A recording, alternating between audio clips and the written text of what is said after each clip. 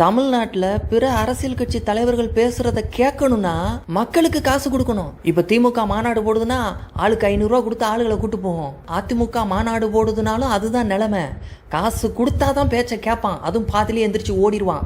ஆனா நாம் தமிழர் கட்சியில அண்ணன் சீமானோட பேச்சை கேட்க ஆவலோடு காத்து கிடக்கிற மக்கள் பேச்சை கேட்டு அவங்களோட காசை கட்சிக்கு கொடுத்துட்டு போறானா, அதுதான் மாற்று. நாம எல்லாம் கோயிலுக்கு போனா காணிக்க போடுவோம். ஏன் கடவுளே என்னை நல்லா வச்சுக்கோப்பா, என்னை கண் கொண்டு பாருப்பா, என்னை கொஞ்சம் கவனிப்பா அப்படின்னு காணிக்க போடுவோம். ஆனால் இந்த நாம் தமிழர் கட்சி அரசியல் மாநாடுக்கு வந்த மக்கள் தாங்கிட்ட இருக்கிற பணத்தை காணிக்கையா அந்த கட்சிக்கு கொடுத்து நானல்ல இந்த நாடே நல்லா இருக்கணும்னு கேட்குறான்.